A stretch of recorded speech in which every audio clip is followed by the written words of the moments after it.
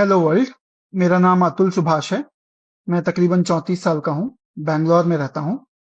आज करने जा रहा हूँ। बेंगलुरु में 34 वर्षीय इंजीनियर अतुल सुभाष की सुसाइड के बाद पब्लिक फोरम और मीडिया में काफ़ी बहसबाजी हो रही है।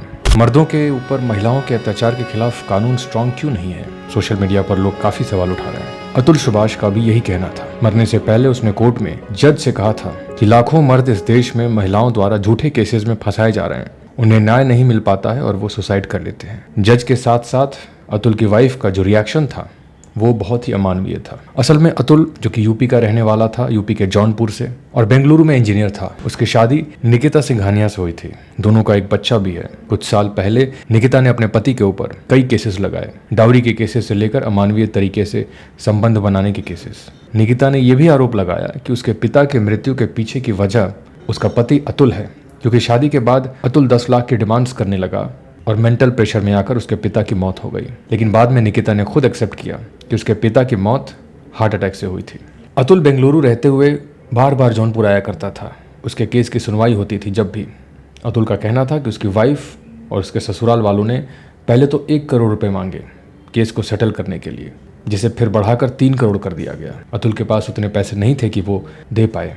अतुल से उस कोर्ट के पेशकार ने 3 लाख रुपए मांगे थे केस को सेटल करने के लिए, लेकिन अतुल ने उसे भी पैसे देने से मना कर दिया। जब उसके केस को देख रही महिला जज ने उसे 5 लाख रुपए घूस के तौर पर मांगे तो अतुल के पैरों तले जमीन खिसक गई। सिस्टम से उसका भरोसा उठ गया।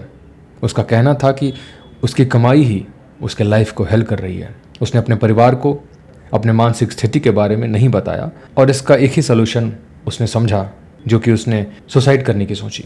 उसका आरोप था कि उसके बच्चे से भी उसे मिलने नहीं दिया जाता था। अतुल ने मरने से पहले लगभग 90 मिनट का एक वीडियो बनाया जिसमें उसने अपनी पूरी कहानी बताई और 12 लास्ट विशेज़ मरने से पहले उसने लिखे, जिसमें उसने कहा कि उसके स्टेटमेंट और सुसाइड नोट को एविडेंस के रूप में देखा जाना चाहिए। इस देश को पता चलना चाहिए कि लॉज का कुछ महिलाएं कैसे गलत इस्तेमाल करती हैं। अतुल को डर था कि जज उसका केस देख रही थी, वो केस को गलत तरीके से इफेक्ट कर सकती है, इसलिए उसके केस को बेंगलुरु के कोर्ट में देखा जाना चाहिए और उसके पत्नी को जुडिशियल कस्टडी में रखा जाना चाहिए। उसके बच्चे को उसके माँ बाप के हवाले कर देना चाहिए ताकि उसकी बेहतर परवरिश हो सके। अतुल ने कहा कि उसके डेड बॉडी के पास उसकी पत्नी और उसके ससुराल वालों को नहीं आने देना है। उसको न्याय मिलने तक उसकी अस्थियां विसर्जित नहीं की जाएंगी और अगर उससे न्याय नहीं मिलता है तो वहीं कोर्ट के परिसर में नाले में बहा दी जाएंगी। वो चाहता है कि उसके हरासर्स को कड़ी से कड़ी सज़ा मिले। अगर ऐसे लोग जेल नहीं जाएंगे तो आगे भी बेगुनाह बेटों पर केसेस लगते रहेंगे। उसने अदालत से दरख्वास्त की है कि उसके परिवार को तंग ना किया जाए और झूठे केसेस में ना फंसाया जाए। उसके बच्चे को लेकर उसकी वाइफ से कोई सिंपैथी ना दिखाया जाए। फिलहाल इस केस में पुलिस ने अतुल की वाइफ और उसके ससुराल वालों के खिलाफ केस दर्ज करके मामले की जांच शुरू कर दी है। अभी तक पुलिस इस मामले में किसी को भी अरेस्ट नहीं कर पाई है। इसी बीच अतुल सुभाष की सास और साला अपने जौनपुर के घर से फरार हैं।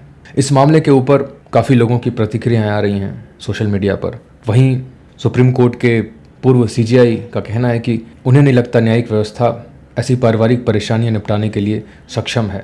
जितना ज़्यादा समय इनके समाधान में लगता है उतना ही ज़्यादा ये केस पेचीदा होता जाता है। फैमिली लॉ में सुधार करने की बहुत ज़रूरत है।